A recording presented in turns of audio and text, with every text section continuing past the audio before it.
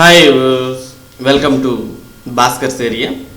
ఈరోజు ఉన్నటువంటి విద్యా ఉద్యోగ సంబంధిత సమాచారంలోకి వెళ్తే ఉపాధ్యాయులంతా స్కూళ్లకు రావాలి, యూడైస్ డేటా వెంటనే అప్డేట్ చేయాలి, పాఠశాల విద్యాశాఖ కమిషనర్ ఉత్తర్వులు. రాష్ట్రంలో విద్యార్థుల సమాచారానికి సంబంధించి యూడైస్ డేటా పూర్తి స్థాయిలో అప్డేట్ చేయాల్సి ఉన్నందున ప్రభుత్వ పాఠశాలల హెడ్ మాస్టర్లు, టీచర్లు, ఇతర సిబ్బంది తప్పక పాఠశాలలకు హాజరు కావాలని పాఠశాల విద్యాశాఖ కమిషనర్ వాడ్రేపు చినవీరభద్రుడు ఉత్తర్వులు ఇచ్చారు.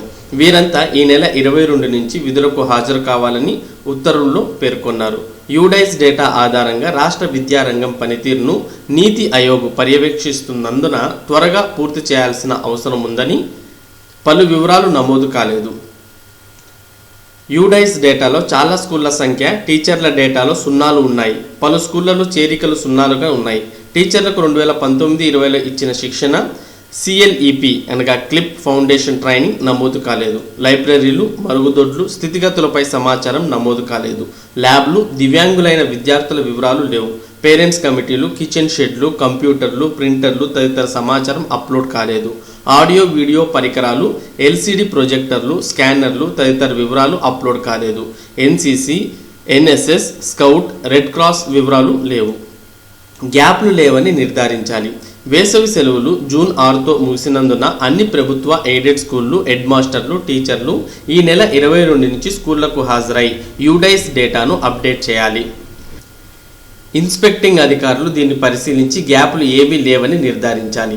నాడు నేడు పనులు జరుగుతున్న స్కూళ్ల హెడ్ మాస్టర్లు, సిబ్బంది జూలై 31 నాటికి పూర్తి చేసేలా చర్యలు చేపట్టాలి. టీచర్లు, హెడ్ మాస్టర్లు బయోమెట్రిక్ హాజరు నమోదు చేయాలి.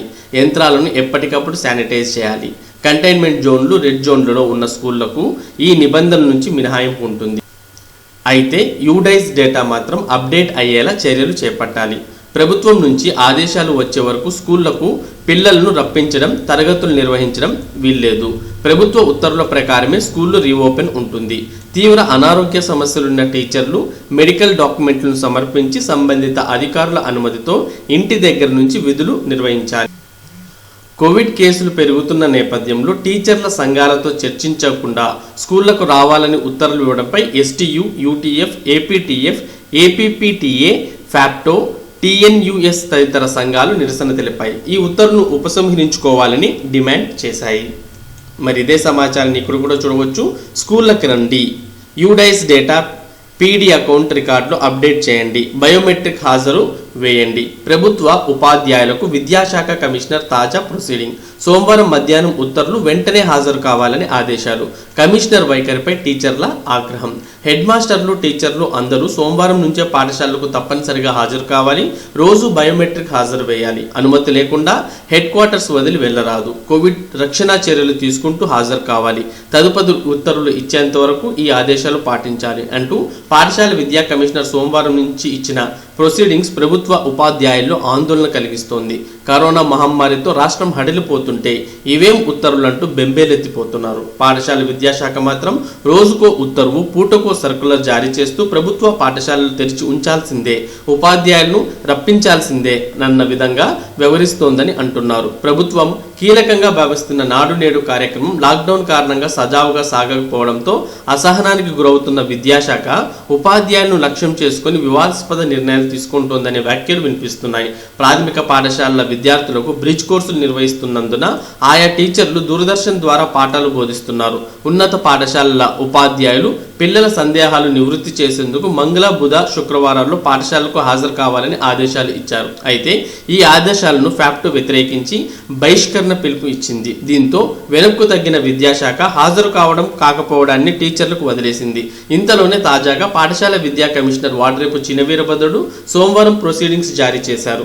చిత్రం ఏమంటే సోమవారం మధ్యాహ్నం ఆదేశాలు ఇచ్చి ఆ వెంటనే పాఠశాలకు హాజరు కావాలని పేర్కొన్నారు. అంతేకాదు జూన్ 11 వరకు వేసవి సెలవులన్న విషయాన్ని గుర్తు చేశారు.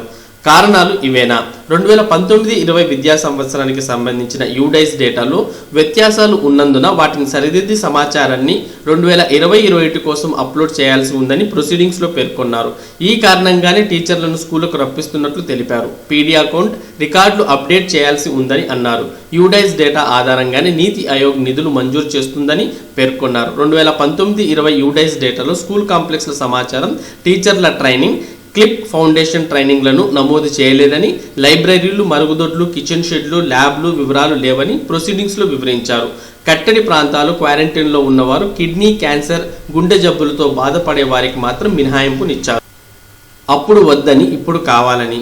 మార్చి నెలలో కరోనా దృష్ట్యా బయోమెట్రిక్ హాజరు వద్దని పాఠశాలలకు విద్యాశాఖ కమిషనర్ ప్రొసీడింగ్స్ ఇచ్చారు. అయితే తాజా ఆదేశాల్లో బయోమెట్రిక్ హాజరు వేయాల్సిందేనని పేర్కొన్నారు.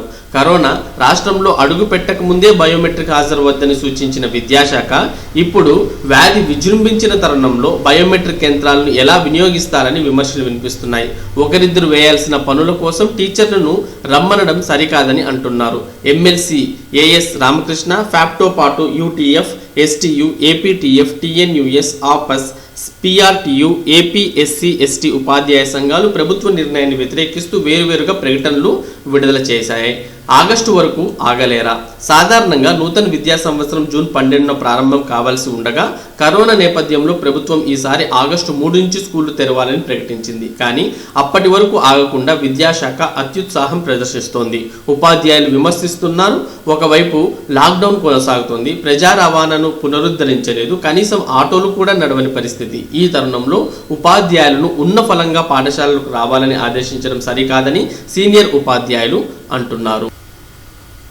మరి ఉపాధ్యాయులంతా పాఠశాలలకు తప్పనిసరిగా హాజరు కావాలి, బయోమెట్రిక్ వేయాలి అని కమిషనర్ ఇచ్చినటువంటి ఉత్తర్వులను ఉపాధ్యాయ సంఘాలు అలాగే ఉపాధ్యాయులంతా కూడా వ్యతిరేకిస్తున్న విషయాన్ని మనం గమనించవచ్చు.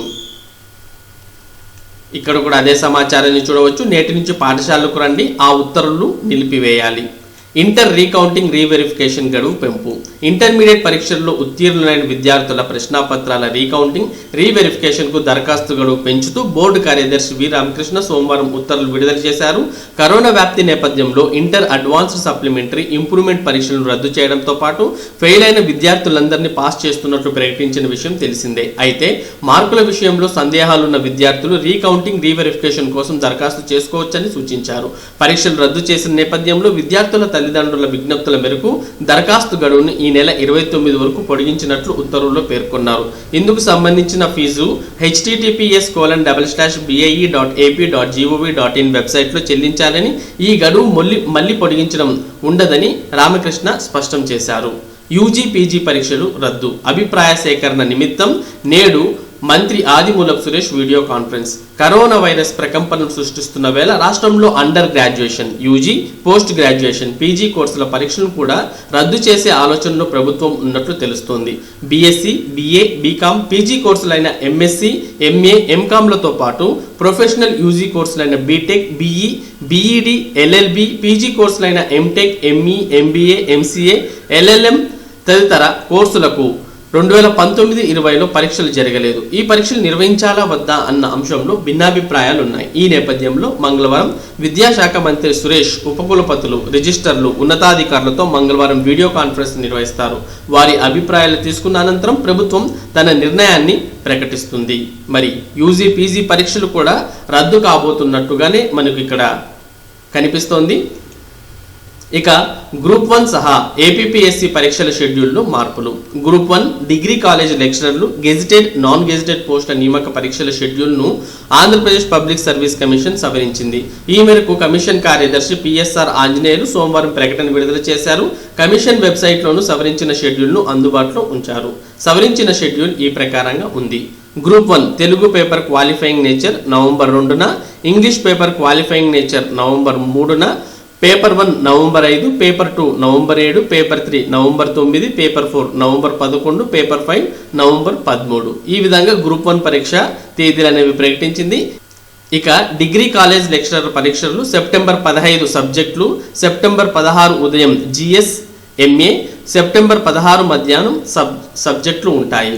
ఇక గెజిటెడ్ పోస్టులు assistant BC social tribal welfare పోస్టులు September 21, royalty inspector AP mining September 22, civil assistant surgeon September 23, technical assistant September 23, assistant director town planning September 23, assistant chemist ground water September 23, town planning assistant September 23, non gazetted పోస్టులు technical assistant geo physics ground water September 25-27, technical assistant hydrology ground water September 26, welfare organiser September 26, జిల్లా సైనిక్ welfare officer September 26-27, technical assistant archaeology September 26-27, technical assistant mines September 27, deputy inspector survey September 27.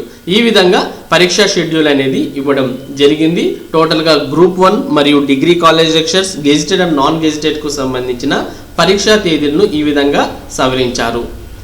ఇక ఉద్యోగ నియామకాలకు green signal అంటూ same అదే సమాచారాన్ని ఇక్కడ కూడా చూడవచ్చు. పరీక్షా తేదీలను ప్రకటించిన ఏపీపీఎస్సీ. అభ్యర్థులకే పరీక్షా కేంద్రం ఎంపిక అవకాశం. రాష్ట్ర వ్యాప్తంగా పీజీ ఇంజనీరింగ్ ఫార్మసీ కోర్సుల్లో ప్రవేశాలకు నిర్వహించే ఏపీపీజీసెట్కు దరఖాస్తు చేసుకున్న అభ్యర్థులకు పరీక్షా కేంద్రాన్ని ఎంపిక చేసుకునే అవకాశాన్ని వారికే కల్పిస్తున్నట్లు కన్వీనర్ ఆచార్య పెరి శ్రీనివాసరావు సోమవారం తెలిపారు. కోవిడ్-19 నేపథ్యంలో అభ్యర్థులు తమ సమీపంలోని పరీక్షా కేంద్రాలను ఎంపిక చేసుకునే వెసులుబాటు కల్పించామని అన్నారు. ఈ నెల 24, 25 తేదీల్లో అభ్యర్థులు తమ పరీక్షా కేంద్రాల్లో అవసరమైన మార్పులు చేసుకోవచ్చని అన్నారు. అభ్యర్థులు www.rche.ap.gov.in/pfe-set వెబ్సైట్ను సందర్శించాలని కన్వీనర్ సూచించారు. పెండింగ్ పరీక్షలపై నేడు సిబిఎస్ఈ నివేదిక. లాక్డౌన్ వల్ల వాయిదా వేసిన 10, 12వ తరగతుల బోర్డు పరీక్షలపై తన నిర్ణయాన్ని సిబిఎస్ఈ మంగళవారం సుప్రీంకోర్టుకు తెలియజేయనుంది. పెండింగ్లో ఉన్న పరీక్షలను జూలై 1 నుంచి 15వ తేదీ వరకు నిర్వహిస్తామంటూ సిబిఎస్ఈ జారీ చేసిన ఉత్తర్వులను రద్దు చేయాలని కోరుతూ పలువురు తల్లిదండ్రులు సుప్రీంకోర్టును ఆశ్రయించారు. దీనిపై వివరణ ఇవ్వాలంటూ సుప్రీంకోర్టు సిబిఎస్ఈకి సూచించింది. వైరస్ వ్యాప్తి నేపథ్యంలో పెండింగ్ పరీక్షలను రద్దు చేసి ఇంటర్నల్ అసెస్మెంట్ లేదా ప్రాక్టికల్ పరీక్షల ఆధారంగా విద్యార్థులకు మార్కులు కేటాయించాలని తల్లిదండ్రులు డిమాండ్ చేస్తున్నారు. మరి ఇవి ఈరోజు ఉన్నటువంటి విద్యా ఉద్యోగ సంబంధిత సమాచారం. మరి ఇటువంటి ముఖ్యమైన సమాచారాన్ని భాస్కర్స్ ఏరియా మీకు అందిస్తూ ఉంటుంది. మరి ఈ సమాచారం మీరు పొందడానికి మన భాస్కర్స్ ఏరియా ఛానల్కు సబ్స్క్రైబ్ అవ్వండి. Thank you for watching this video.